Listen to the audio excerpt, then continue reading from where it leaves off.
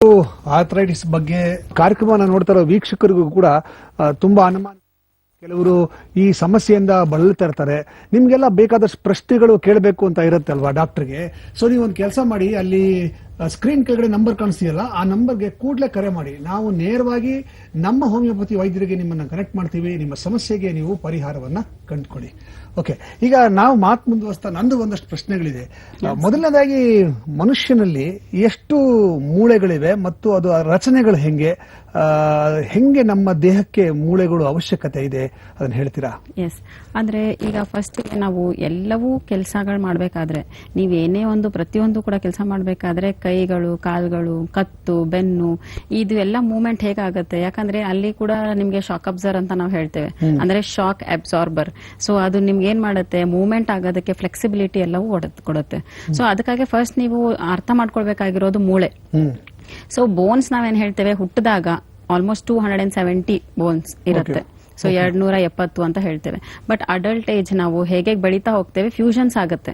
ಅಂದ್ರೆ ಕೆಲವು ಬೋನ್ಸ್, ಈಗ ನಾವು ಕೈ ಬೆರಳಲ್ಲೆಲ್ಲ ಚಿಕ್ಕ ಚಿಕ್ಕ ಬೋನ್ಸ್ ನೋಡ್ತೇವೆ, ಜಾಯಿಂಟ್ಸ್ ನೋಡ್ತೇವೆ. ಸೊ ಇದು ಎಲ್ಲವೂ ಅಲ್ವಾ ಫ್ಯೂಷನ್ ಆಗುತ್ತೆ. ಅಟ್ ದ ಏಜ್ ಆಫ್ 12 ಆಗ್ಬೋದು, 14 ಆಗ್ಬೋದು, 18 ಇಯರ್ಸ್ 20 ಇಯರ್ಸ್ ವರೆಗೂ ಕೂಡ ಮೂಳೆಗಳದ್ದು ನಿಮ್ಗೆ ಬೆಳೀತಾನು ಇರುತ್ತೆ, ಏನ್ ಫ್ಯೂಷನ್ಸು ಆಗ್ತಾ ಇರುತ್ತೆ.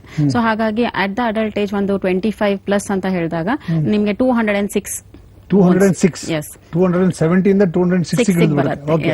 ಸೊ ಹಾಗೇನೆ ಜಾಯಿಂಟ್ಸ್ ಕೂಡ. ಸೊ ನೀವೀಗ ಯಾವ ತರ ಬೋನ್ಸ್ ಇದೆ ಇವಾಗ? ಜಾಯಿಂಟ್ಸ್ 2 ಬೋನ್ಸ್ ಸೇರುವಂತಹ ಜಾಗ ಜಾಯಿಂಟ್. ಎಸ್, ಅದು ಬಿಟ್ಟು ಬೋನ್ ಗಳಲ್ಲೇ ಏನಾದ್ರು ಬೇರೆ? ಹೌದು, ತುಂಬಾ ವೆರೈಟೀಸ್ ಆಫ್ ಬೋನ್ಸ್ ಇರುತ್ತೆ. ಈಗ ನಾವು ಸ್ಮಾಲರ್ ಜಾಯಿಂಟ್ಸ್ ನೋಡ್ತೇವೆ ಕೈಯಲ್ಲಿ, ಅಥವಾ ನಾವು ಆರ್ಮ್ದೆಲ್ಲ ನೋಡ್ಬೇಕಾದ್ರೆ ನಿಮ್ಗೆ ಬಿಗ್ಗರ್ ಜಾಯಿಂಟ್ಸ್ ಇರುತ್ತೆ. ಸೊ ಈಗ ಫೀಮರ್ ಗಳು ನಾವು ನೋಡ್ತಾ ಬಂದ್ರು ಕೂಡ ಇದು ಎಲ್ಲಾನು ನಿಮ್ಗೆ ಬಾಡಿ ವೇಟ್ ಹಿಡ್ಕೊಳ್ಳೋಂತ ಜಾಯಿಂಟ್ಸ್ ಇರುತ್ತೆ. ಮತ್ತೆ ಬೋನ್ಸ್ ಕೂಡ ಹಾಗೇನೆ ಸ್ಟ್ರೆಂಥನ್ ಕೊಡೋದು. ಇದು ಎಲ್ಲವೂ ಜಾಯಿಂಟ್ ಬೋನ್ಸ್ ಅಲ್ದೇನೆ ಈ ಎಲ್ಲಾ ಬೋನ್ಸ್ ಈ ತರದ್ ನಮ್ ಫ್ಯೂಷನ್ ನೋಡಿದಾಗ ಅಥವಾ ಜಾಯಿಂಟ್ ಗಳು ಆದಾಗ ಇದು ಕೂಡ ಆಲ್ಮೋಸ್ಟ್ ನಾವು 360 ಜಾಯಿಂಟ್ಸ್ ಅಂತ ಹೇಳ್ತೇವೆ. ನಮ್ಮ ದೇಹದಲ್ಲಿ 360 ಜಾಯಿಂಟ್ಸ್ ಇದೆಯಾ?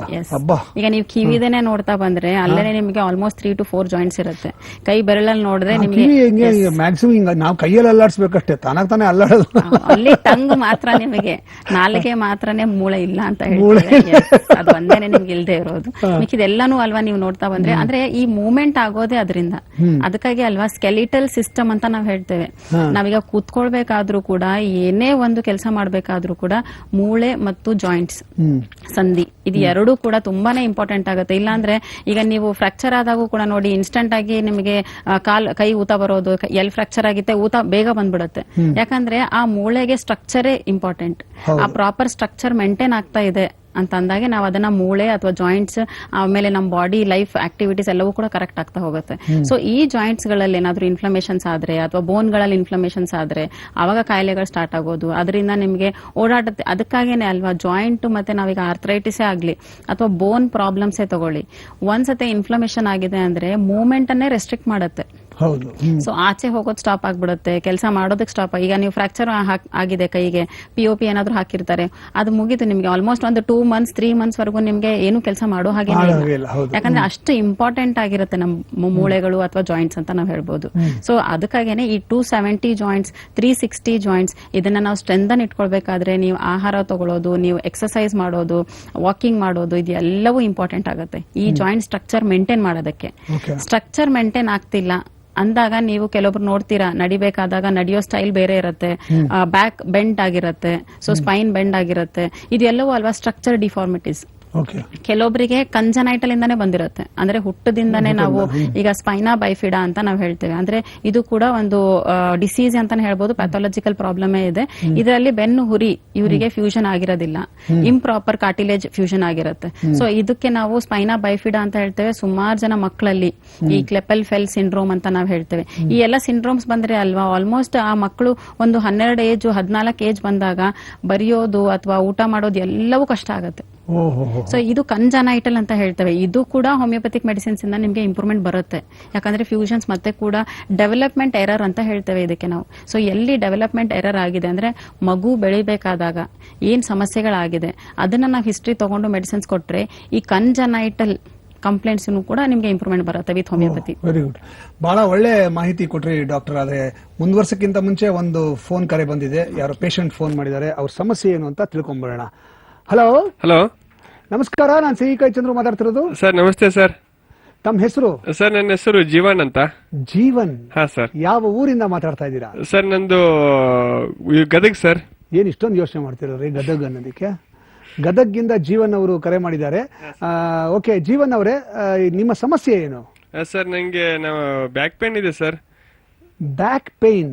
ಓಕೆ, ಏನು ಚಿಂತೆ ಮಾಡಬೇಡಿ, ನೇರವಾಗಿ ನಮ್ಮ ಹೋಮಿಯೋಪತಿ ವೈದ್ಯರಿಗೆ ನಿಮ್ಮನ್ನು ಕನೆಕ್ಟ್ ಮಾಡ್ತೀವಿ. ಅವರು ನಿಮ್ಮ ಸಮಸ್ಯೆಗೆ ಪರಿಹಾರವನ್ನ ಕೊಡ್ತಾರೆ, ಸೂಚಿಸ್ತಾರೆ. ಸೊ ಬ್ಯಾಕ್ ಪೇನ್ ಆಗ್ತಿದೆ ಇವರಿಗೆ, ಜೀವನ್ ಅವರಿಗೆ.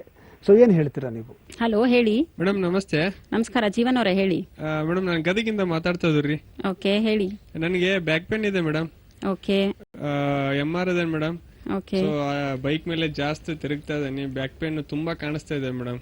ಓಕೆ, ಜೀವನ್ ಅವರೇ ನಿಮ್ದು ವಯಸ್ಸು ಎಷ್ಟು ಇವಾಗ? ಇವಾಗ ಮೇಡಮ್ ನಂಗೆ 32 ವರ್ಷ ಮೇಡಮ್.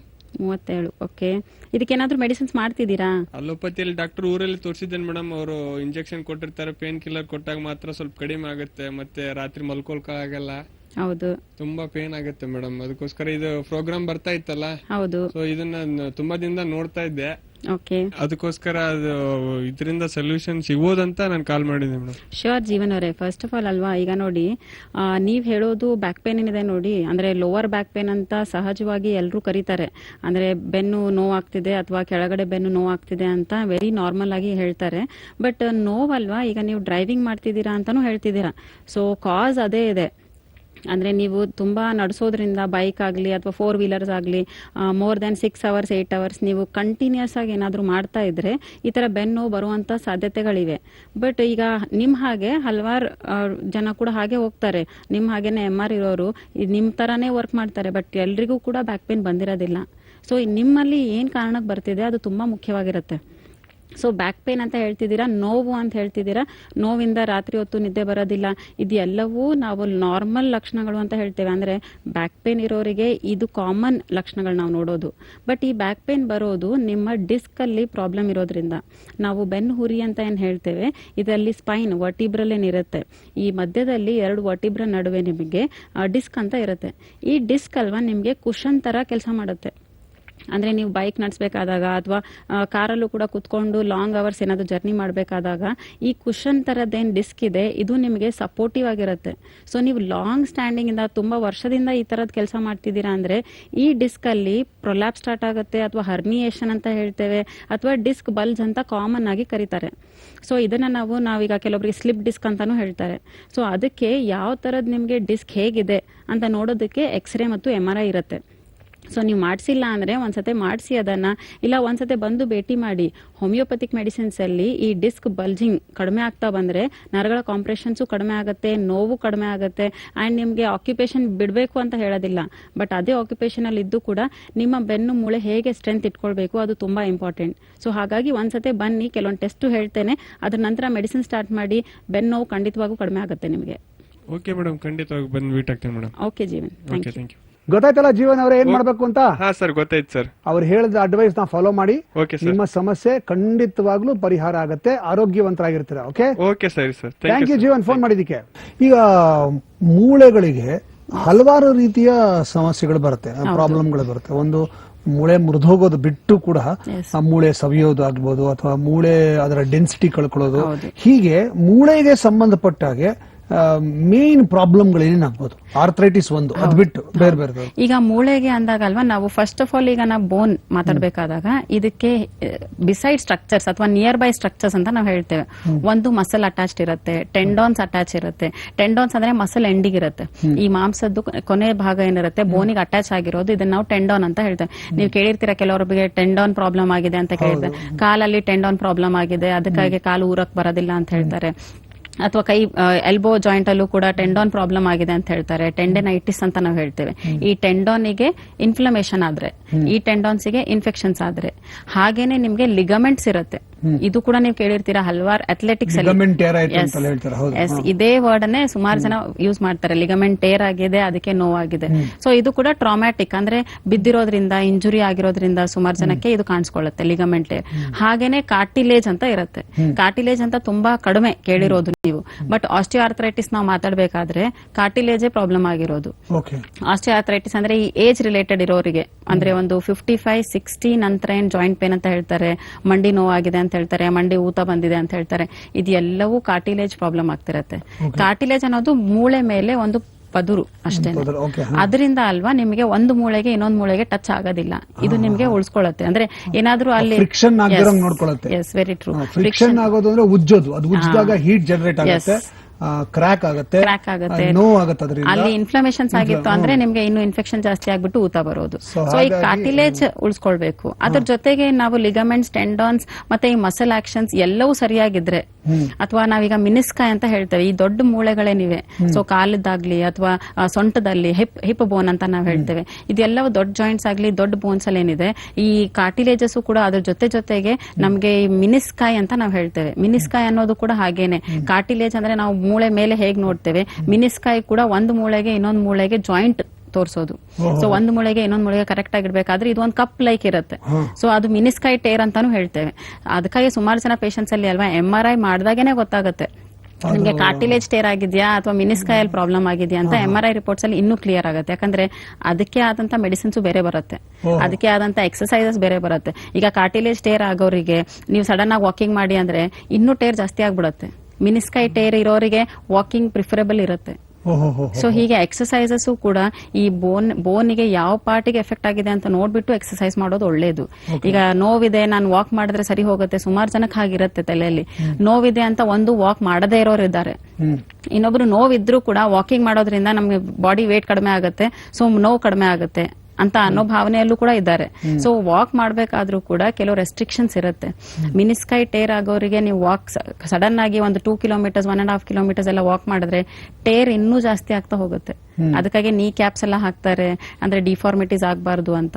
ಬಟ್ ಪರ್ಟಿಕ್ಯುಲರ್ಲಿ ಯಾವ ಪಾರ್ಟ್ ಎಫೆಕ್ಟ್ ಆಗಿದೆ, ಯಾಕಂದ್ರೆ ಕಾರ್ಟಿಲೇಜು ಹಾಗೆ ಸಣ್ಣ ಪೊರೆನೇ ಇರುತ್ತೆ, ಮಿನಿಸ್ಕೈನು ಹಾಗೆ ಇರುತ್ತೆ, ಟೆಂಡಾನ್ಸ್ ಆಗ್ಬೋದು, ಕಾರ್ಟಿಲೇಜಸ್ ಆಗ್ಬೋದು, ಅಥವಾ ನಾವು ಈ ಲಿಗಮೆಂಟ್ ಆಗ್ಬೋದು, ಅಥವಾ ಮಸಲ್ ಆಕ್ಷನ್ಸ್ ಆಗ್ಬೋದು, ಯಾವ್ದ್ರಲ್ಲಿ ಪ್ರಾಬ್ಲಮ್ ಇದೆ.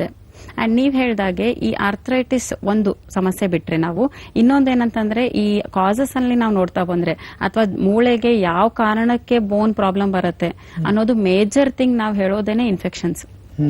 ಸೊ ಸ್ಟ್ರೆಪ್ಟೋಕಾಕಲ್ ಇನ್ಫೆಕ್ಷನ್ಸ್ ಆಗ್ಬೋದು, ಸ್ಟೆಫೆಲೋಕಾಕಲ್ ಇನ್ಫೆಕ್ಷನ್ಸ್ ಆಗ್ಬೋದು, ವೈರಲ್ ಇನ್ಫೆಕ್ಷನ್ಸ್ ಆಗ್ಬೋದು. ಇತ್ತೀಚೆಗೆ ನೀವು ಕೇಳಿರ್ತೀರಾ ಸುಮಾರು ಕಡೆ ಎಲ್ಲಾ ಕಡೆನೂ ಚಿಕನ್ ಗುನ್ಯಾ ಆಗ್ಬೋದು, ಟೈಫಾಯ್ಡ್ ಅಂತ ಕಾಯಿಲೆ ಜಾಸ್ತಿ ಆಯ್ತು, ಆಮೇಲೆ ಡೆಂಗು ಫೀವರ್ ಜಾಸ್ತಿ ಆಗಿದೆ. ಸೊ ಇದರಲ್ಲೂ ಕೂಡ ಎಫೆಕ್ಟ್ ಆಗೋದೇ ಮೂಳೆಗೆ. ಸೊ ಜಾಯಿಂಟ್ಸ್ ಅನ್ನೇ ಅದಕ್ಕಾಗಿ ನೀವು ಚಿಕನ್ ಗುನ್ಯಾ ಪೇಷಂಟ್ಸ್ ಎಲ್ಲೂ ಕೂಡ ನೋಡಿ, ಡೆಂಗು ಪೇಷಂಟ್ಸ್ ನೋಡಿ, ಡೆಂಗು ಬರೋದು ನಿಮ್ಗೆ ಬೈ ಮಾಸ್ಕಿಟೋ ಬೋನ್, ಅಂದ್ರೆ ನಿಮ್ಗೆ ಸೊಳ್ಳೆಯಿಂದ ಈ ಕಾಯಿಲೆ ಬರುತ್ತೆ, ಬಟ್ ಎಫೆಕ್ಟ್ ಮಾಡೋದು ಮೂಳೆಗೆನೆ. ಫಸ್ಟ್ ಈ ಇನ್ಫೆಕ್ಷನ್ ಸ್ಪ್ರೆಡ್ ಆಗೋದೇ ನಿಮ್ಗೆ ಮೂಳೆಗೆ ಮತ್ತು ಜಾಯಿಂಟ್ಸಿಗೆ. ಸೊ ಜಾಯಿಂಟ್ ಅಲ್ಲಿ ಇನ್ಫೆಕ್ಷನ್ ಜಾಸ್ತಿ ಆಗುತ್ತೆ.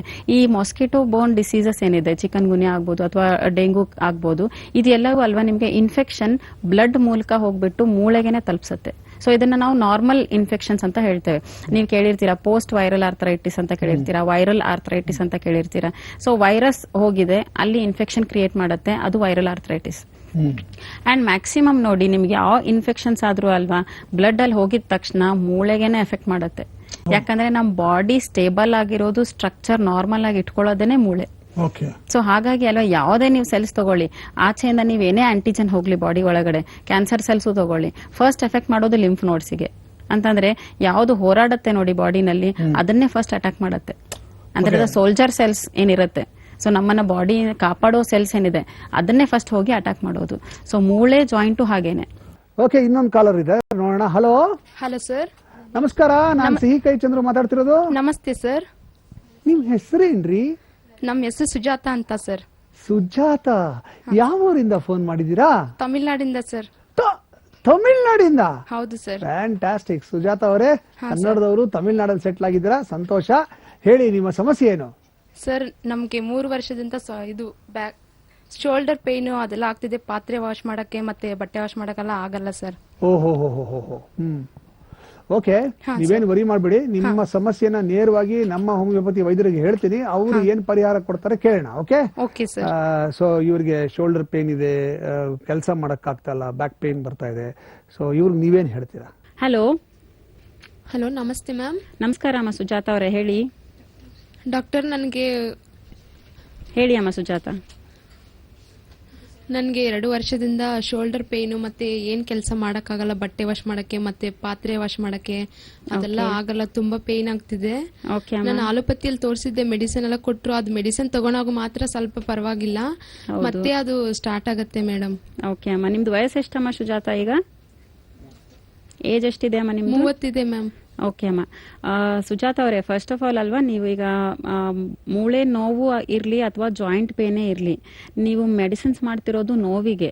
ಈಗ ನೀವು ಹೇಳಿದ್ರಲ್ವಾ ನೋವಿನ ಮಾತ್ರೆ ತಗೊಳ್ತಿದ್ದೀನಿ ಅಂತ, ಒಳ್ಳೇದು ತಗೊಳ್ತಿದ್ದೀರಾ, ಬಟ್ ಅದು ನೋವು ಕಡಿಮೆ ಮಾಡುತ್ತೆ ಅಷ್ಟೇನೆ.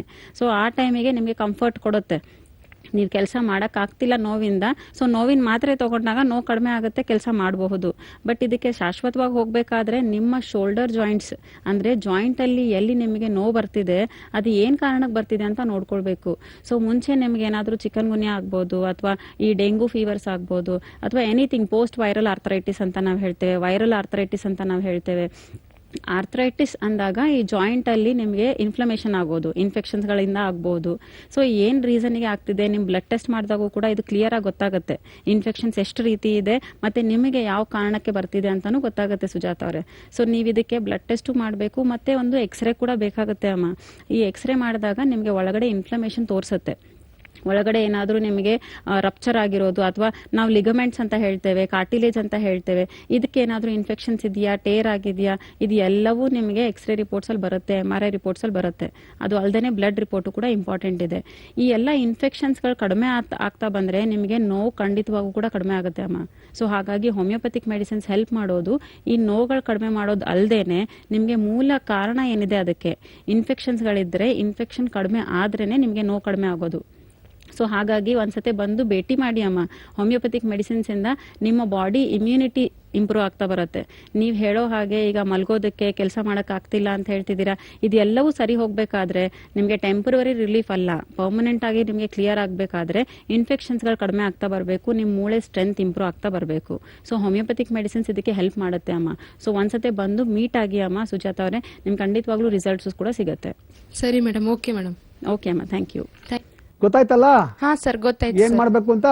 ನಮ್ಮ ಹೋಮಿಯೋಪತಿಗೆ ಹೋಗಿ ಒಂದ್ಸಲ ಭೇಟಿ ಮಾಡ್ತೀವಿ ಸರ್. ಎಕ್ಸಾಕ್ಟ್ಲಿ, ಬನ್ನಿ ನಮ್ಮ ಸೆಂಟರ್ಗೆ, ಅಲ್ಲಿ ವೈದ್ಯರನ್ನ ಕಾಣಿ, ಅವರು ನಿಮ್ಮೆಲ್ಲ ಸಮಸ್ಯೆಗೆ ಪರಿಹಾರವನ್ನ ಕೊಡ್ತಾರೆ, ಆರೋಗ್ಯವಾಗಿರ್ಬೋದು.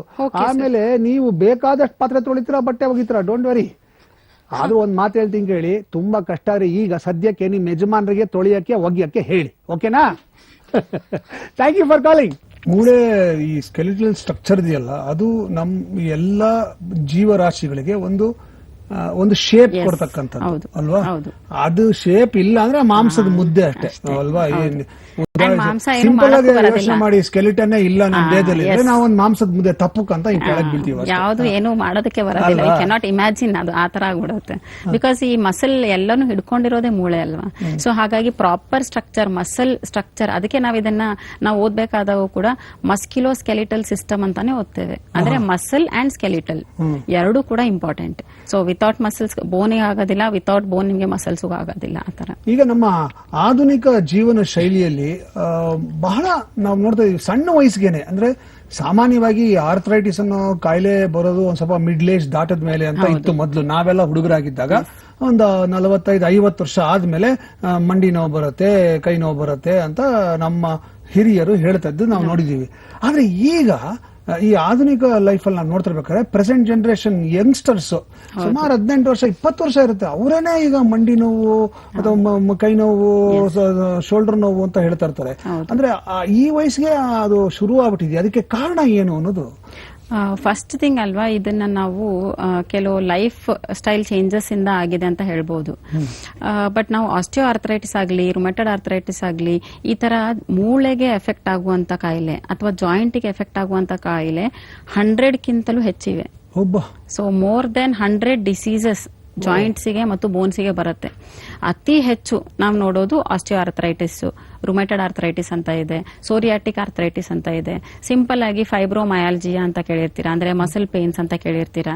ಇನ್ನು ಈಗ ನಾವು ಲೂಪಸ್ ಅಂತ ಹೇಳ್ತೇವೆ, ಅಂದ್ರೆ ಸಿಸ್ಟಮಿಕ್ ಎರಿಥೊಮೆಟೋಸಿಸ್, ಇದು ಬೇರೆ ಕಾಯಿಲೆಯಿಂದ ಮೂಳೆಗೆ ಎಫೆಕ್ಟ್ ಆಗುವಂತದ್ದು ನೋಡ್ತೇವೆ. ಸೊ ಇದೆಲ್ಲವೂ ಮೇಜರ್ ಇನ್ಫೆಕ್ಷನ್ಸ್ ನಾವು ನೋಡೋದು. ನೀವು ಹೇಳೋ ಹಾಗೆ ಈಗ ಆರ್ಥ್ರೈಟಿಸ್ ಕಂಪ್ಲೇಂಟ್ ಸ್ಟಾರ್ಟ್ ಆಗಿದೆ ಅಥವಾ ಇತ್ತೀಚಿನ ದಿನದಲ್ಲಿ ನಮಗೆ ಮೆಜಾರಿಟಿ 20 ಏಜ್ ಅಲ್ಲಿ 25 ಏಜ್ ಅಲ್ಲಿ ಮೂಳೆ ನೋವು ಅಂತ ಹೇಳ್ತಾರೆ, ಮಸಲ್ಸ್ ಪೇನ್ ಅಂತ ಹೇಳ್ತಾರೆ. ಏನ್ ರೀಸನ್ ಇದೆ ಇದಕ್ಕೆ? ಯಾಕಂದ್ರೆ ನಾವು ಹೋಗೋ ಲೈಫ್ ಸ್ಟೈಲ್ಸ್ ಏನಿದೆ ಇದು ತುಂಬಾನೇ ನಮ್ಗೆ ವಾಕಿಂಗ್ ಇರೋ ಸೆಡೆಂಟರಿ ಲೈಫ್ ಹ್ಯಾಬಿಟ್ಸ್ ಅಂತ ನಾವು ಹೇಳ್ತೇವೆ. ಇದರಿಂದ ಕಾಯಿಲೆಗಳು ಜಾಸ್ತಿ ಆಗ್ತಾ ಇವೆ. ಯಾಕಂದ್ರೆ ನಮಗೆ ಆಹಾರ ತಗೊಳ್ಳೋ ಪದ್ಧತಿ ಆಗ್ಬೋದು ಅಥವಾ ವಾಕಿಂಗ್ ಮಾಡೋದು, ಎಕ್ಸರ್ಸೈಸ್ ಮಾಡೋದು, ಬಾಡಿನ ಹೇಗೆ ನಾವು ಹೆಲ್ದಿಯಾಗಿ ಇಟ್ಕೊಳ್ಬೇಕು ಅದು ಕಡಿಮೆ ಆಗಿದೆ. ಸೊ ಮೋರ್ ಆಫ್ ಈಗ ನಾವು ಬ್ಯುಸಿ ಲೈಫ್ ಸ್ಕೆಡ್ಯೂಲ್ ಇರೋದ್ರಿಂದ ಬಾಡಿ ಮೇಲೆ ಹೆಚ್ಚು ನಾವು ಅದಕ್ಕೆ ಏನ್ ಮಾಡ್ಬೇಕು ಮಾಡ್ತಾ ಇಲ್ಲ. ಈಗ ಇದು ಹೆಂಗೆ ಅಂದ್ರೆ ಇದು ಒಂದ್ ಸ್ವಲ್ಪ ದ್ವಂದ್ವ, ಇದು ಬಿಸಿ ಲೈಫ್ ಸ್ಟೈಲು. ಆಕ್ಚುಲಿ ಮೊದ್ಲೆಲ್ಲ ಎಲ್ಲಾ ಕೆಲಸವನ್ನ ಮ್ಯಾನ್ಯುಯಲ್ ಆಗಿ ಮಾಡ್ತಾ ಇದ್ರು. ಅಂದ್ರೆ ಬಟ್ಟೆ ಒಗೆಯೋದಿರ್ಬೋದು, ಪಾತ್ರೆ ತೊಳೆಯೋದಿರ್ಬೋದು, ಗುಡಿಸ್ಬೇಕಾದ್ರೆ ಬಗ್ಗಿ ಗುಡಿಸೋದಾಗ್ಲಿ ಅಥವಾ ಒರೆಸ್ಬೇಕಾದ್ರೆ ಸ್ಕ್ವಾಟ್ ಮಾಡಿ ಒರೆಸೋದು, ಹೀಗೆ ಇಡೀ ದೇಹವನ್ನ ಎಕ್ಸರ್ಸೈಸ್ ಮಾಡೋರು. ಈಗ ಮನುಷ್ಯ ಬೆಳೀತಾ ಮನುಷ್ಯ ಸುಖವನ್ನ ಹುಡ್ಕೊಂಡು ಹೋದಾಗ ಅಂದ್ರೆ ಜಾಸ್ತಿ ಶ್ರಮ ಆಗಬಾರ್ದು, ಈಸಿ ಆಗಬೇಕು. ಒಂದ್ ಕಡೆ ಅದು ಒಳ್ಳೇದೇ, ಈಸಿ ಆಗ್ಬೇಕು ಅನ್ನೋದು ಒಳ್ಳೇದೇ. ಆದ್ರೆ ಅದರ ನೆಗೆಟಿವ್ ಎಫೆಕ್ಟ್ ಏನಪ್ಪಾ ಅಂದ್ರೆ ಮನುಷ್ಯ ದೇಹವನ್ನ ದಂಡಿಸೋದು ಕಡಿಮೆ ಮಾಡಿದೆ. ಅದರಿಂದ ಇವೆಲ್ಲ ಸಮಸ್ಯೆಗಳಾಗ್ತದೆ. ನಾವು ಹಿಂದಿನ ಕಾಲದಲ್ಲಿ ನಮ್ಮ ಅಜ್ಜಿ ಅಥವಾ ನಮ್ಮ ತಾತ ಆ ಏಜ್ ಗ್ರೂಪ್ನವರು 90 ವರ್ಷ ಬದುಕಿದ್ರು, 90 ವರ್ಷ ಆದ್ರೂ ನಡ್ಕೊಂಡು ಓಡಾಡ್ತಿದ್ದಾರೆ ಅಂತ ಹೇಳ್ಬೇಕು ಅಂದ್ರೆ ಅವರು ಚಿಕ್ಕ ವಯಸ್ಸಿಂದ ಅವರು ಫಿಸಿಕಲಿ ಅವರು ತಮ್ಮ ದೇಹಕ್ಕೆ ಶ್ರಮ ಪಡೋದು ಅದು ಹೊರಟಾಗಿದೆ ಇವಾಗ. ಅದಕ್ಕಾಗಿ ಅಲ್ವಾ ನೀವು ಆರ್ಥ್ರೈಟಿಸ್ ಎಲ್ಲ ನೋಡ್ಬೇಕಾದ್ರೆ ಕಾಯಿಲೆ ಮುಂಚೆ 65 ನಂತರ ಬರ್ತಾ ಇತ್ತು ಈ ಆಸ್ಟಿಯೋ ಆರ್ಥ್ರೈಟಿಸ್ ಅಥವಾ ಮೂಳೆ ಸವದಿದೆ ಅಂತ ಕಾಮನ್ ಆಗಿ ಹೇಳ್ತಾರೆ.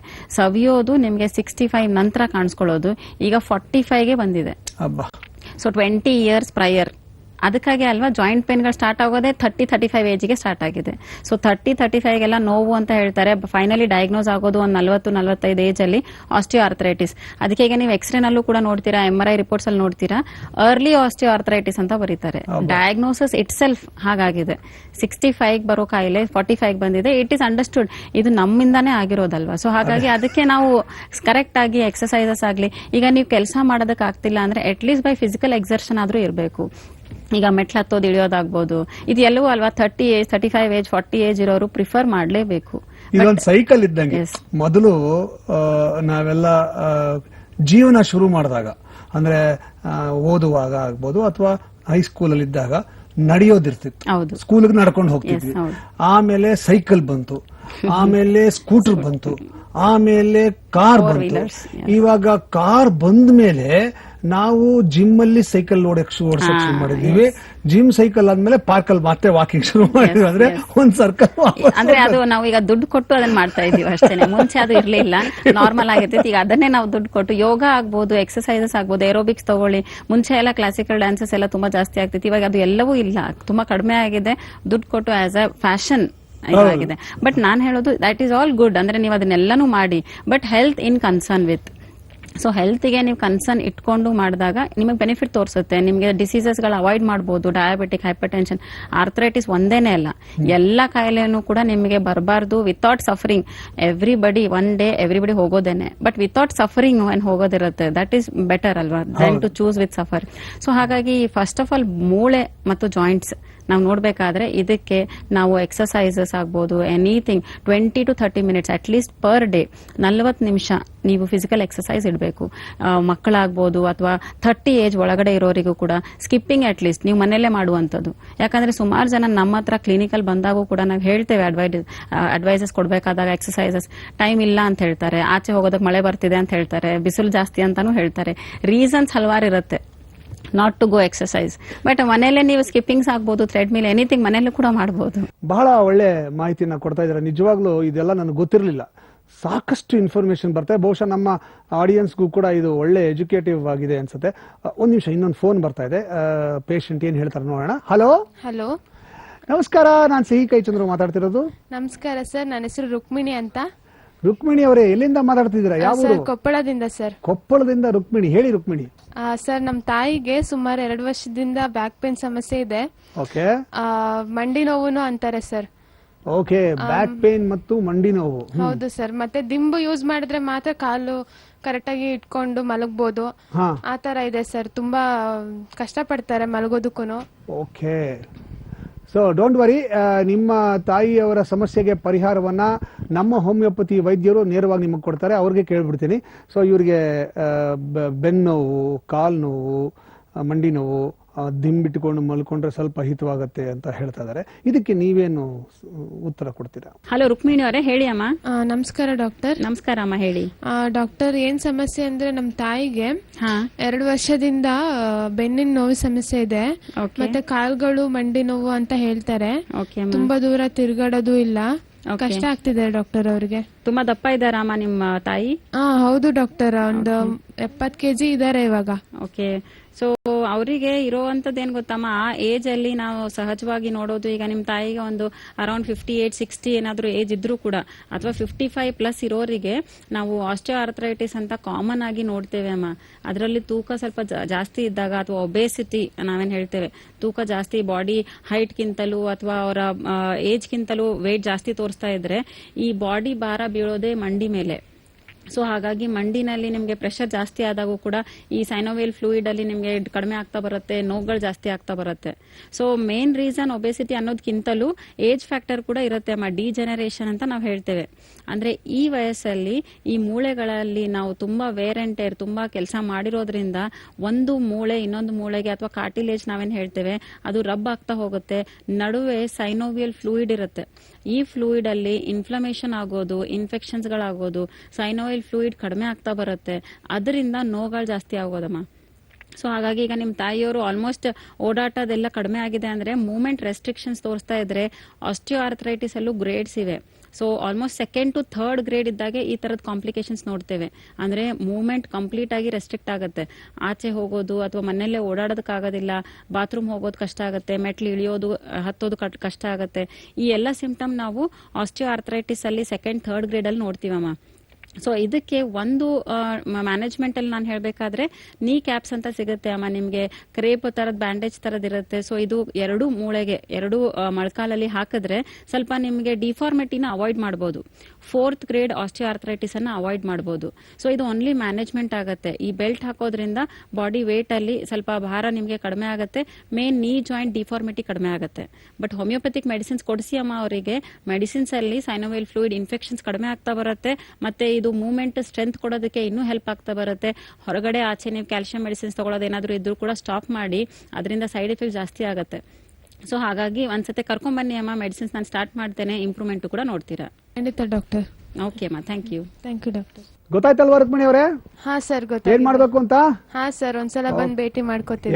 ಸೊ ನೀವು ಬನ್ನಿ, ನಮ್ಮ ಹೋಮಿಯೋಪತಿ ವೈದ್ಯರನ್ನ ಕನ್ಸಲ್ಟ್ ಮಾಡಿ, ಅವ್ರು ಕೊಡುವ ಟ್ರೀಟ್ಮೆಂಟ್ ನ ತಗೊಳ್ಳಿ, ಅವ್ರು ಹೇಳುವ ರೂಲ್ಸ್ ರೆಗ್ಯುಲೇಷನ್ಸ್ ನ ಕರೆಕ್ಟ್ ಆಗಿ ಫಾಲೋ ಮಾಡಿ, ನಿಮ್ಮ ಸಮಸ್ಯೆ ಡೆಫಿನೆಟ್ ಆಗಿ ಪರಿಹಾರವಾಗುತ್ತೆ. ಓಕೆನಾ ಸರ್? ಖಂಡಿತವಾಗಿ ಬಂದ್ ಭೇಟಿ ಮಾಡ್ಕೋತೀವಿ. Thank you very much for calling.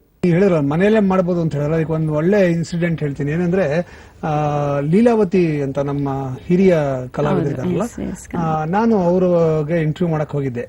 Leelavathi ಅವರು ಅಷ್ಟು ವಯಸ್ಸಾದ್ರೂ ಶಿ ಇಸ್ ವೆರಿ ಆಕ್ಟಿವ್. ನಾನು ಕೇಳಿದೆ, ಏನು ನಿಮ್ ಇಷ್ಟು ಆಕ್ಟಿವ್ ಇದಕ್ಕೆ ಸೀಕ್ರೆಟ್ ಏನು ಅಂತ ಕೇಳಿದೆ. ಅವರು ಬಹಳ ಚೆನ್ನಾಗಿ ಹೇಳಿದ್ರು, ನಾನು ಮನೆಯಲ್ಲಿ ನನ್ನ ರೂಮಲ್ಲಿ ನಡೀತೀನಿ ಅಂದ್ರು. ನಾನು ಏನಮ್ಮ ಹಿಂಗೆ ಹೇಳ್ತಿದ್ದೀರಾ ಅಂದೆ. ಅವರು ಪ್ರತಿನಿತ್ಯ ತಪ್ಪದಿರ ಅವರ ಬೆಡ್ರೂಮ್ ಅಲ್ಲೇ ಸುಮಾರು 3.5 hours ವಾಕ್ ಮಾಡ್ತಾನೆ ಇರ್ತಾರಂತೆ. ಅದು 8 ಆಕಾರದಲ್ಲಿ ಮಾಡ್ತಿರ್ತಾರೆ, ಎಕ್ಸ್ಪ್ಲೈನ್ ಮಾಡಿದ್ರು. ಬಟ್ ಎನಿವೆ, ನಾನು ಹೇಳೋದೇನಂದ್ರೆ, ನಾವು ಎಷ್ಟು ದುಡ್ಡು ಸಂಪಾದನೆ ಮಾಡೋದ್ರಲ್ಲಿ ಸುಖದ ಹಿಂದೆ ಎಷ್ಟು ಬಿದ್ದಿದೀವಿ ಅಂದ್ರೆ, ನಾವು ಏನೇನೋ ಕಾರಣಗಳನ್ನ ಕೊಡ್ತೀವಿ ದೇಹದನ್ನ ದಂಡಿಸ್ತಿರೋದಕ್ಕೆ. ಆದ್ರೆ ಆ ವಯಸ್ಸಲ್ಲಿ ಆಕೆ ಮಾಡ್ತಾರೆ ನೋಡ್ರೆ, ಮನೇಲೇ ಮಾಡ್ತಾರೆ, ಅವ್ರೇನ್ ಹೊರಗಡೆ ಹೋಗೋದಿಲ್ಲ ವಾಕಿಂಗ್.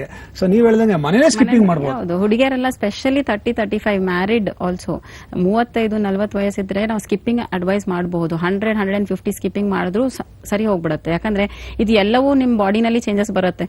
ಬರೀ ನಿಮ್ಗೆ ಮೂಳೆಗೆ, ಜಾಯಿಂಟ್ಸ್ ಗೆ ಮಾತ್ರ ಹೆಲ್ಪ್ ಆಗೋದಿಲ್ಲ, ಇದು ನಿಮ್ಗೆ ಹಾರ್ಟಿಗೆ ಮತ್ತು ಸ್ಟಮಕ್ ಡೈಜೆಷನ್ ಇಂಪ್ರೂವ್ ಮಾಡುತ್ತೆ, ಮೋಷನ್ಸ್ ಕ್ಲಿಯರ್ ಆಗುತ್ತೆ, ನಿದ್ದೆ ಸರಿ ಬರುತ್ತೆ. ಸುಮಾರು ಜನ ಬ್ರೀದಿಂಗ್, ಶ್ವಾಸದ ಇಂಪ್ರೂವ್ ಆಗುತ್ತೆ. ಸುಮಾರು ಜನ ಹೇಳ್ತಾರೆ ಎಕ್ಸರ್ಷನ್ ಆದ್ಮೇಲೆ ನಿದ್ದೆ ಸರಿ ಬರುತ್ತೆ, ಒಳ್ಳೆ ನಿದ್ದೆ ಬರುತ್ತೆ ಅಂತ. It is very true. ಯಾಕಂದ್ರೆ ನೀವು ಬಾಡಿಗೆ ಇಷ್ಟು ಫಿಸಿಕಲ್ ಎಕ್ಸರ್ಸೈಸ್ ಕೊಟ್ಟಾಗ ಆಟೋಮೆಟಿಕ್ ಸ್ಲೀಪಿಂಗ್ ಸೆಂಟರ್ಸ್ ಆಕ್ಟಿವೇಟ್ ಆಗುತ್ತೆ. ಬಿಕಾಸ್ ಇದು ಸ್ಲೀಪಿಂಗ್ ಸೆಂಟರ್ಸ್ ಅಲ್ವಾ CNS ರಿಲೇಟೆಡ್, ಅಂದ್ರೆ central nervous system, periphery nervous system, ಈ ನರ್ವಸ್ ಸಿಸ್ಟಮ್ ಆಕ್ಷನ್ಸ್ ಆಗುತ್ತೆ. ಆಗ ನಿದ್ದೆ ಆಟೋಮೆಟಿಕ್ ನಿಮಗೆ ಸ್ಟಿಮ್ಯುಲೇಟ್ ಮಾಡುತ್ತೆ, ನಿದ್ದೆ ಬರುತ್ತೆ. ಸೊ ಹಾಗಾಗಿ ಈ ಎಕ್ಸರ್ಸೈಸಸ್ 40-30 ಮಿನಿಟ್ಸ್ ಅಟ್ ಲೀಸ್ಟ್ ಮನೆಯಲ್ಲಿ ಇರೋದ್ರಿಂದ ನಿಮ್ಗೆ ಬೆನಿಫಿಟ್ಸ್ ಜಾಸ್ತಿ ಅಂತ ಹೇಳ್ಬೋದು. ಸೊ ಅತಿ ಹೆಚ್ಚು ನಾವೀಗ ಆಸ್ಟಿಯೋ ಆರ್ಥರೈಟಿಸ್ ನೋಡ್ತಾ ಇದ್ದೇವೆ, ಅಂದ್ರೆ ಒಂದು 45-50 ಏಜ್ ನಂತರ. ಆಸ್ಟಿಯೋ ಆರ್ಥರೈಟಿಸ್ ಅದನ್ನ ನಾವು ಇನ್ನೊಂದು ಹೆಸರು ಅಂದ್ರೆ ಡಿಜೆನರೇಟಿವ್ ಆರ್ಥರೈಟಿಸ್ ಅಂತ ಹೇಳ್ತೇವೆ. ಅಂದ್ರೆ ಡಿಜೆನರೇಟ್ ಆಗ್ತಿದೆ.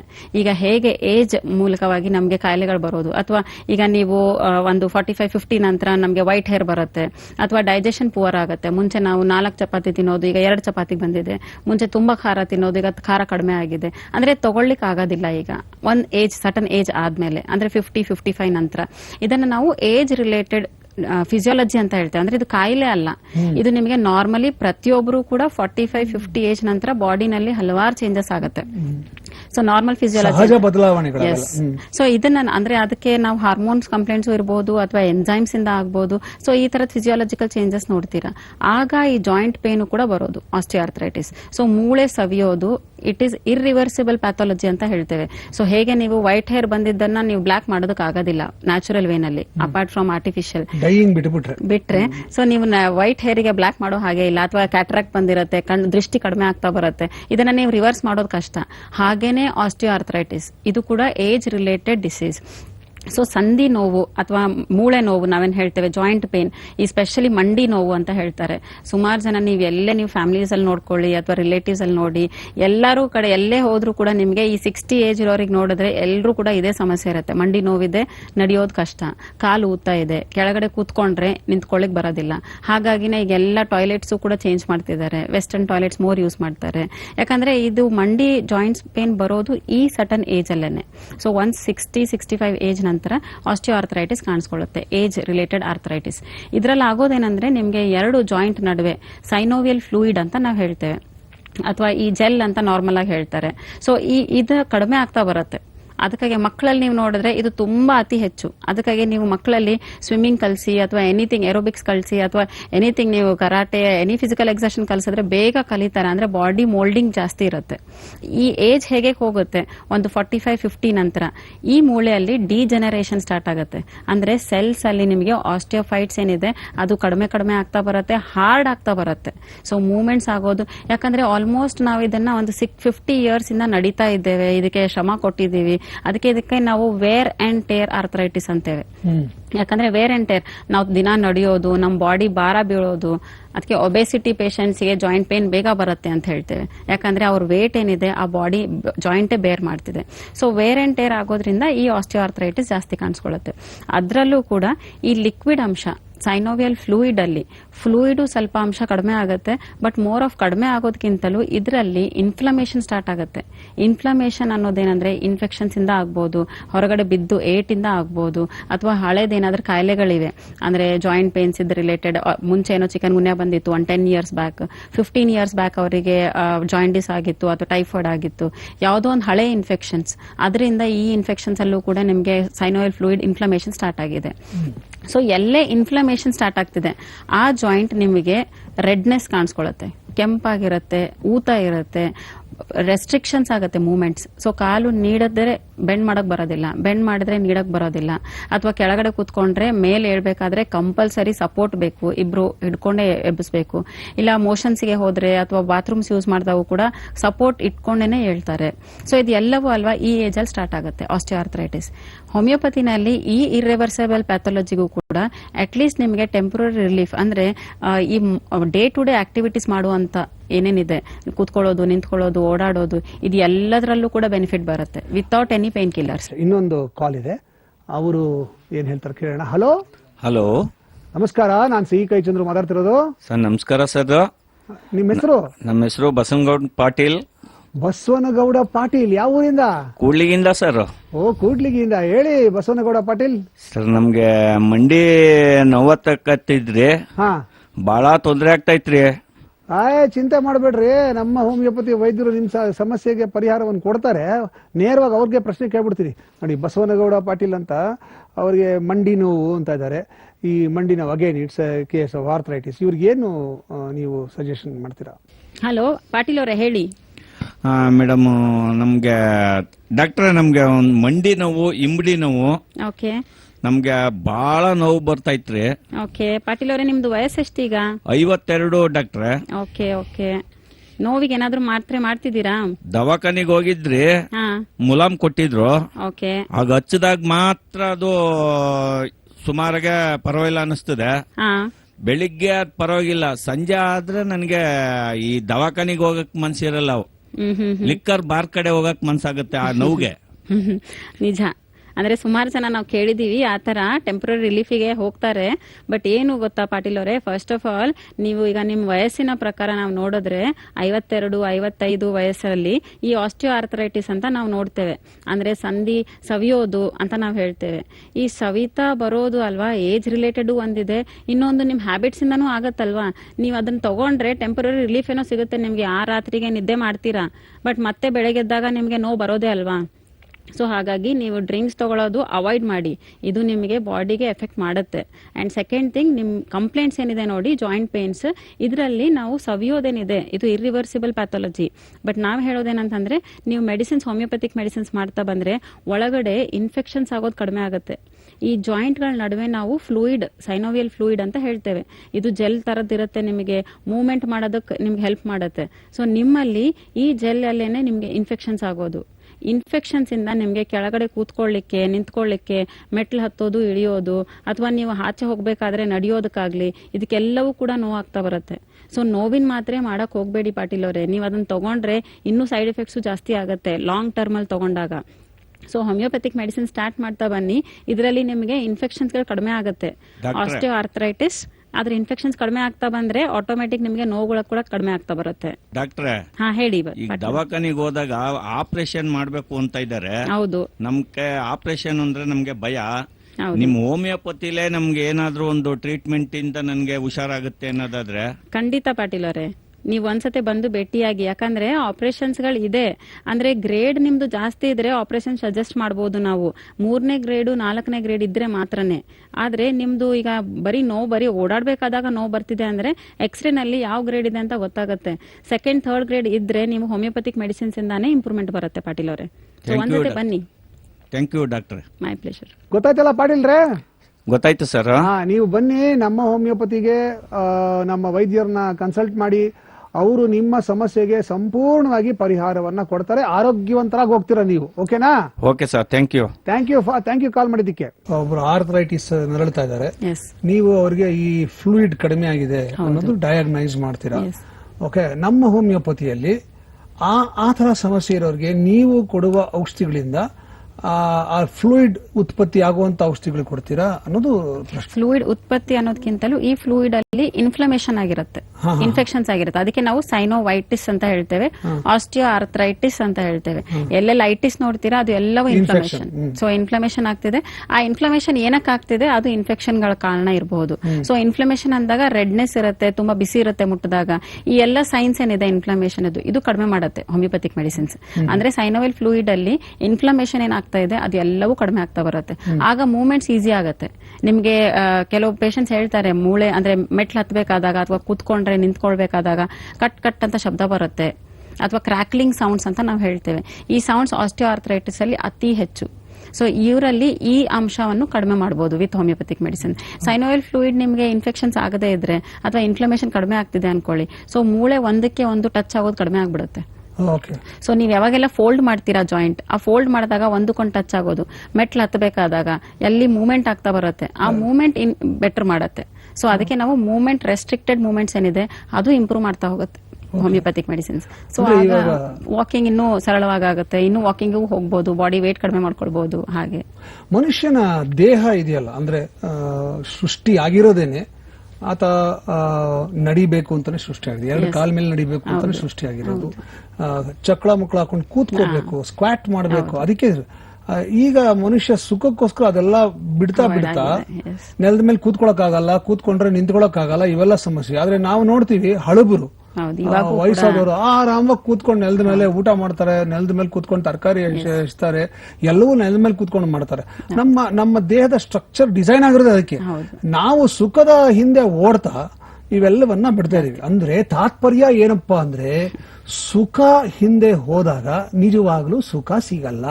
ಸುಖ ಇದ್ದ ಕಡೆ ಆರೋಗ್ಯ ಇರಲ್ಲ, ಆರೋಗ್ಯ ಇದ್ದ ಕಡೆ ನಿಜವಾಗ್ಲೂ ಸುಖ ಇರೋದಿಲ್ಲ. ಓಕೆ, ಸ್ವಲ್ಪ ಕಷ್ಟ ಪಡಬೇಕು. ಯಾವ್ದು ರುಚಿಯಾಗಿರುತ್ತೋ ಊಟಕ್ಕೆ ಅದು ಆರೋಗ್ಯಕ್ಕೆ ಒಳ್ಳೇದಲ್ಲ. ಯಾವ್ದು ರುಚಿಯಾಗಿ ಇರಲ್ವೋ ಅದು ಆರೋಗ್ಯಕ್ಕೆ ತುಂಬಾ ಒಳ್ಳೇದು. ಅದು ಅಲ್ಲಿನ ಅಂದ್ರೆ ನಾಲ್ಗೆ ರುಚಿಗೆ ಮಾತ್ರ ತಗೊಳ್ಬಾರ್ದು, ಹೊಟ್ಟೆಗೆ ಏನ್ ಬೇಕಾಗುತ್ತೆ ಆರೋಗ್ಯಕ್ಕೆ ಏನು ಬೇಕು ಅದು ತಗೋಬೇಕು.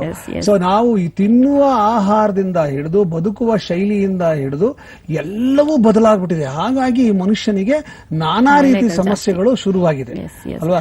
ಅದಕ್ಕೆ ಸರಿಯಾಗಿ ಟ್ರೀಟ್ಮೆಂಟು ಕೂಡ ಅಲ್ವಾ ತಗೊಳ್ಳೋದಿಲ್ಲ. ಯಾಕಂದ್ರೆ ಅದರಲ್ಲೂ ಕೂಡ ಇನ್ಸ್ಟೆಂಟ್ ರಿಲೀಫಿಗೆ ನೋಡ್ತಾರೆ.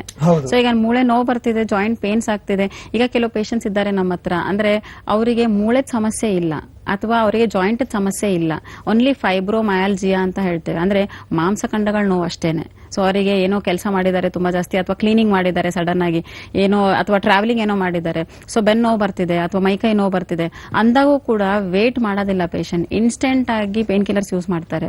ಒಂದು ದಿನಕ್ಕೆ 3 ಪೇನ್ ಕಿಲ್ಲರ್ ಆಗ್ಬೋದು, ಅಥವಾ ಒಂದು 5 ಡೇಸ್ಗೆ ಪೇನ್ ಕಿಲ್ಲರ್ಸ್ ಯೂಸ್ ಮಾಡ್ತಾರೆ.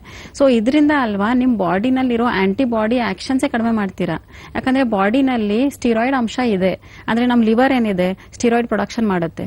ನೋವುಗಳೇನ್ ಬರ್ತಾ ಇದೆ, ಈ ನೋವು ಕಡಿಮೆ ಮಾಡೋದಕ್ಕೆ ಲಿವರ್ ಹೆಲ್ಪ್ ಮಾಡುತ್ತೆ, ಸ್ಟಿರಾಯ್ಡ್ ಉತ್ಪತ್ತಿ ಮಾಡುತ್ತೆ, ಅದರಿಂದ ನೋವು ಕಡಿಮೆ ಆಗುತ್ತೆ.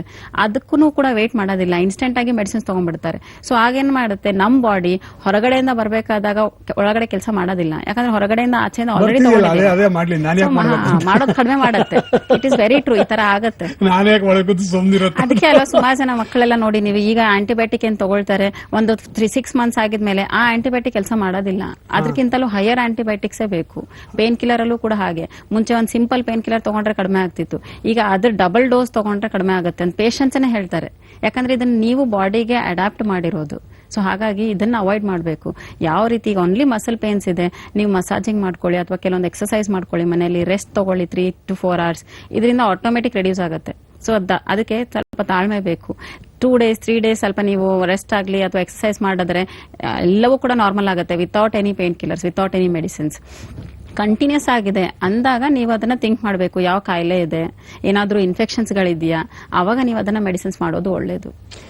ಯಾಕಂದ್ರೆ ಈಗ ನಾವು ಹಲವಾರು ಆರ್ಥರೈಟಿಸ್ ನೋಡ್ತೇವೆ, ನಾಟ್ ಓನ್ಲಿ ಆಸ್ಟಿಯೋಆರ್ಥರೈಟಿಸ್ ನಾವು ನೋಡೋದು ಡಿಜೆನರೇಷನ್ಗೆ, ಅದು ಏಜ್ ಫ್ಯಾಕ್ಟರಿಗೆ. ರುಮಟೆಡ್ ಆರ್ಥರೈಟಿಸ್ ಅಂತ ಇದೆ, ಗೌಟಿ ಆರ್ಥರೈಟಿಸ್ ಅಂತ ಇದೆ, ಸೋರಿಯಾಟಿಕ್ ಆರ್ಥರೈಟಿಸ್, ಇದು ಎಲ್ಲವೂ ಬ್ಲಡ್ ಇನ್ಫೆಕ್ಷನ್ಸ್ ಇಂದ. ಸೊ ಆ ಇನ್ಫೆಕ್ಷನ್ಸ್ ಕಡಿಮೆ ಮಾಡಬೇಕಾದ್ರೆ ನೀವು ಟೆಸ್ಟ್ಗಳು ಮಾಡಬೇಕು. ನೀವು ಈಗ ರುಮೆಟೆಡ್ ಆರ್ಥರೈಟಿಸ್ ಅಂದ್ರೆ ಅದು ಏನದು, ಯಾವ ರೀತಿ ತೊಂದರೆ ಕೊಡುತ್ತೆ ಮನುಷ್ಯನಿಗೆ? ನೀವು ಎಲ್ಲಾದ್ರೂ ಪೇಷಂಟ್ಸ್ ನ ನೋಡಿರ್ತೀರಾ, ಈ ಕೈ ಬೆರಳು ಅಥವಾ ಕಾಲ್ ಬೆರಳು ಕಂಪ್ಲೀಟ್ ಸೊಟ್ಟಾಗಿರುತ್ತೆ,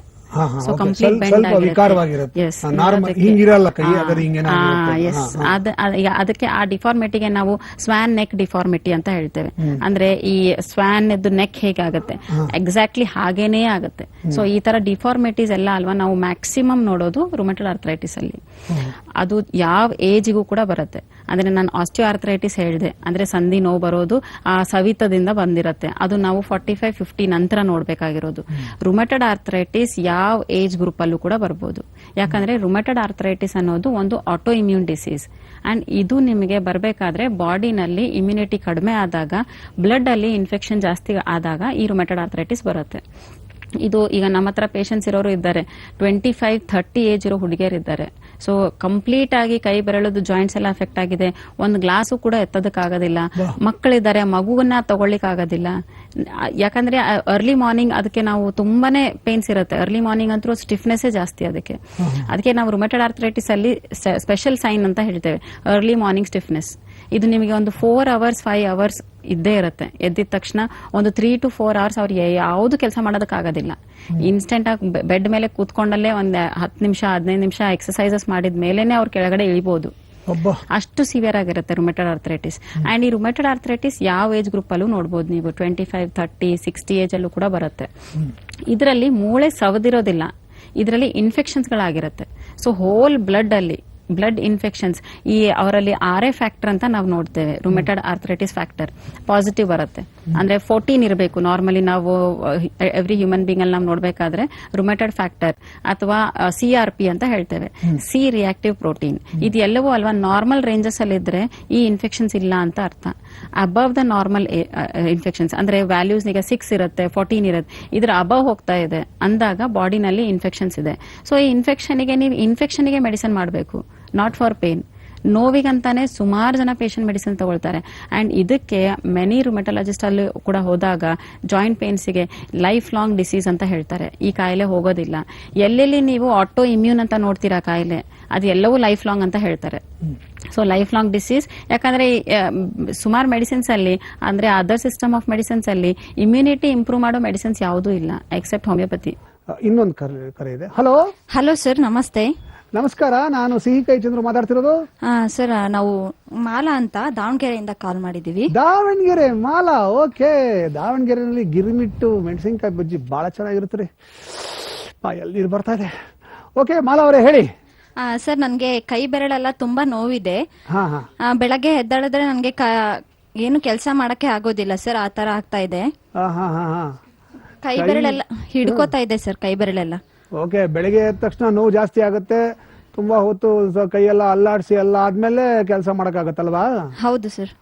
ಓಕೆ, ಏನು ಚಿಂತೆ ಮಾಡಬೇಡಿ. ಇದಕ್ಕೆ ನಮ್ಮ ಹೋಮಿಯೋಪತಿ ವೈದ್ಯರು ನಿಮಗೆ ಪರಿಹಾರವನ್ನ ಸೂಚಿಸ್ತಾರೆ.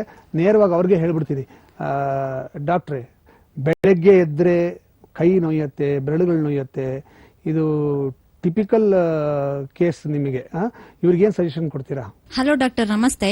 ನಮಸ್ಕಾರ ಮಾಲಾ ಅವರೇ ಹೇಳಿ. ಮೇಡಮ್, ನನ್ಗೆ ಕೈಯಲ್ಲೆಲ್ಲ ತುಂಬಾ ನೋವು ಬರ್ತಿದೆ. ಫಿಂಗರ್ಸ್ ಎಲ್ಲ ತುಂಬಾ ಕೈ ಬೆರಳಲ್ಲಿ ನನ್ಗೆ ಮೂವ್ ಮಾಡಕ್ಕೆ ಆಗ್ತಿಲ್ಲ. ಬೆಳಗ್ಗೆ ಎದ್ರೆ ಕೈಯಲ್ಲೆಲ್ಲ ಸ್ವಲ್ಪ ಏನಾದ್ರೂ ಕೆಲಸ ಮಾಡ್ಬೇಕು ಅಂದ್ರೆ ಒಂದ್ ಸ್ವಲ್ಪ ಹೊತ್ತು ನನ್ಗೆ ಕೈ ಆಡ್ಸಕ್ಕೆ ಆಗೋದಿಲ್ಲ ಮ್ಯಾಮ್. ಓಕೆ ಅಮ್ಮ, ವಯಸ್ಸೆಷ್ಟಮ್ಮ ಮಾಲಾ ಅವರೇ ನಿಮ್ಗೆ? ನಮ್ಗೆ 30 ವರ್ಷ ಮ್ಯಾಮ್. ಓಕೆ, ಈಗ ಅದಕ್ಕೆ ಮೆಡಿಸಿನ್ಸ್ ಎಷ್ಟು ವರ್ಷದಿಂದ ತಗೊಳ್ತಿದ್ದೀರಾ? ನಾನು 4 ತಿಂಗಳಿಂದ ತಗೊಳ್ತಾ ಇದ್ದೇನೆ ಮ್ಯಾಮ್. ಓಕೆ ಅಮ್ಮ, ಓಕೆ. ಸೊ ಮಾಲಾ ಅವರೇ, ನೀವ್ ಹೇಳೋದಲ್ಲಮ್ಮ ರುಮಟೆಡ್ ಆರ್ಥರೈಟಿಸ್ ತರ ಲಕ್ಷಣಗಳೇ ಹೇಳ್ತಿದ್ದೀರಾ. ಅಂದ್ರೆ ಕೈ ಬೆರಳು ಜಾಯಿಂಟ್ ಜಾಸ್ತಿ ನೋವಿದೆ ಅಂತ ಹೇಳ್ತಿದ್ದೀರಾ. ಇದು ಜೊತೆಗೆ ಏನಾದ್ರೂ ಜ್ವರಗಳೆಲ್ಲ ಬರ್ತಾ ಇತ್ತು ಅಂದ್ರೂ ಕೂಡ ಇದು ಕನ್ಫರ್ಮೇಟರಿ ಪಾಯಿಂಟ್ ಆಗುತ್ತೆ ಅಮ್ಮ, ಅಂದ್ರೆ ರುಮಟೆಡ್ ಆರ್ಥರೈಟಿಸ್ ಸಿಂಪ್ಟಮ್ಸ್ ಇರಬಹುದು ಅಂತ. ಸೊ ಇದಕ್ಕೆ ನೀವು ಬ್ಲಡ್ ರಿಪೋರ್ಟ್ಸ್ ಏನಾದ್ರೂ ಮುಂಚೆ ಮಾಡಿದ್ರೆ ಅದರಲ್ಲಿ ನೀವು ESR ಅಂತ ನೋಡಿ, ಇನ್ನೊಂದು CRP ಅಂತ ಬರುತ್ತೆ ಅಮ್ಮ, ಸಿ ರಿಯಾಕ್ಟಿವ್ ಪ್ರೋಟೀನ್ ಅಂತ. ಈ ಪ್ರೋಟೀನ್ ಅಂಶ ಜಾಸ್ತಿ ಇದ್ದಾಗ ನೋವುಗಳು ಜಾಸ್ತಿ ಇರುತ್ತೆ. ಈ ಪ್ರೋಟೀನ್ ನಮ್ಮ ಬಾಡಿಗೆ ಒಳ್ಳೇದೇನೆ, ಬಟ್ ಅಂಡರ್ ಲಿಮಿಟ್ಸ್ ಇದ್ದಾಗ, ಅಂದ್ರೆ ಆ ಲಿಮಿಟ್ ಒಳಗಡೆ ಇದ್ದಾಗ ಇದು ನಮಗೆ ಫೈಟಿಂಗ್ ಸೆಲ್ಸ್ ತರ ಕೆಲಸ ಮಾಡುತ್ತೆ. ನಿಮ್ ಬಾಡಿನಲ್ಲಿ ಈ CRP ಅಂಶ ಜಾಸ್ತಿ ಇದ್ದಾಗ, ಅಥವಾ ರುಮೆಟೆಡ್ ಫ್ಯಾಕ್ಟರ್ ಅಂತ ನಾವು ಹೇಳ್ತೇವೆ ಬ್ಲಡ್ ಅಲ್ಲಿ, ಈ ಫ್ಯಾಕ್ಟರ್ಸ್ ಜಾಸ್ತಿ ಇದ್ದಾಗ ನೋವುಗಳು ಜಾಸ್ತಿ ಇರುತ್ತೆ. ಹಾಗಾಗಿ ಮಾಲಾ ಅವರೇ, ನೀವು ರಿಪೋರ್ಟ್ಸ್ ಮಾಡಿದ್ರೆ ಅದರಲ್ಲಿ ಖಂಡಿತವಾಗ್ಲೂ ಇದನ್ನ ನೋಡಿ, CRP, RA levels, ASLO reports ಅಂತ ಬರುತ್ತೆ. ಇದನ್ನ ನೋಡಿದಾಗ ಪಾಸಿಟಿವ್ ಬರುತ್ತೆ ಈ ಎಲ್ಲವೂ infection. So first of all ನೀವು ಮೆಡಿಸಿನ್ಸ್ ಮಾಡಬೇಕಾಗಿರೋದು ಇನ್ಫೆಕ್ಷನ್ಸ್ಗೆ ಅಮ್ಮ. ಸೊ ನೀವು ಹೋಮಿಯೋಪತಿಕ್ ಮೆಡಿಸಿನ್ ಸ್ಟಾರ್ಟ್ ಮಾಡ್ತಾ ಬಂದ್ರೆ ನಮ್ಮಲ್ಲಿ ನಾವು ಕೊಡುವಂತ ಮೆಡಿಸಿನ್ಸ್ ಏನಿದೆ, ಈ ಸಿ ರಿಯಾಕ್ಟಿವ್ ಪ್ರೋಟೀನ್ ಕಡಿಮೆ ಆಗೋದಕ್ಕೆ, ಮತ್ತೆ ಈ RA ಲೆವೆಲ್ಸ್ಗೆ ಕಡಿಮೆ ಆಗೋದಕ್ಕೆ, ನಿಮ್ಮ ಬಾಡಿ ಇಮ್ಯುನಿಟಿ ಇಂಪ್ರೂವ್ ಆಗೋದಕ್ಕೆ. ಯಾಕಂದ್ರೆ ರುಮಟೆಡ್ ಆರ್ಥರೈಟಿಸ್ ಅನ್ನೋದು ಆಟೋ ಇಮ್ಯೂನ್ ಕಾಯಿಲೆ, ಅಂದ್ರೆ ನಿಮ್ಮ ರೋಗ ನಿರೋಧಕ ಶಕ್ತಿ ತುಂಬಾ ಕಡಿಮೆ ಆಗಿರೋದ್ರಿಂದ ಈ ಕಾಯಿಲೆ ಬರುತ್ತೆ. ಸೊ ಇದಕ್ಕೆ ಸಂಪೂರ್ಣವಾಗಿ ಗುಣ ಆಗ್ಬೇಕು ಅಂತಂದ್ರೆ ನಿಮ್ಮ ಇಮ್ಯುನಿಟಿ ಸೆಲ್ಸ್ ಏನಿದೆ, ನಿಮ್ಮ ಬಿಳಿ ರಕ್ತ ಕಣಗಳೇನಿದೆ, ಇದು ಇಂಪ್ರೂವ್ ಆಗ್ತಾ ಬಂದ್ರೆ CRP ಲೆವೆಲ್ಸು, RA ಲೆವೆಲ್ಸು ಇದು ಎಲ್ಲವೂ ಕಡಿಮೆ ಆಗುತ್ತೆ ಅಮ್ಮ. ಸೊ ಹಾಗಾಗಿ ಮಾಲಾ ಅವರೇ, ಮೆಡಿಸಿನ್ಸ್ ಮಾಡಬೇಕಾಗಿರೋದು ಇನ್ಫೆಕ್ಷನ್ಸಿಗೆ, ನೋವಿಗಲ್ಲ. ಸೊ ಹಾಗಾಗಿ ಒಂದ್ಸತಿ ಬಂದು ಭೇಟಿ ಮಾಡಿ ಅಮ್ಮ. ರಿಪೋರ್ಟ್ಸ್ ಕೂಡ ನನ್ಗೆ ಏನ್ ಬೇಕಾಗುತ್ತೆ ನಾನು ಹೇಳ್ತೇನೆ, ನಂತರ ನೀವು ಮೆಡಿಸಿನ್ ಸ್ಟಾರ್ಟ್ ಮಾಡಿ ಕಂಪ್ಲೀಟ್ ಆಗಿ ವಾಸಿನೂ ಆಗುತ್ತೆ. ಓಕೆ ಡಾಕ್ಟರ್, ಖಂಡಿತವಾಗಿ ಬಂದು ಭೇಟಿ ಮಾಡ್ತೀವಿ. ಸರಿ ಅಮ್ಮ, thank you. Thank you ma'am. So simple ಆಗಿ ಹೇಳ್ಬೇಕು ಅಂದ್ರೆ ಹೋಮಿಯೋಪತಿಯಲ್ಲಿ ಸಿಂಪ್ಟಮ್ಯಾಟಿಕ್ ಟ್ರೀಟ್ಮೆಂಟ್ ಕೊಡೋದಿಲ್ಲ, ಅಂದ್ರೆ ಮೇಲ್ನೋಟಕ್ಕೆ ಏನಿದೆ ಅದಕ್ಕೆ ಚಿಕಿತ್ಸೆ ಕೊಡೋದಿಲ್ಲ.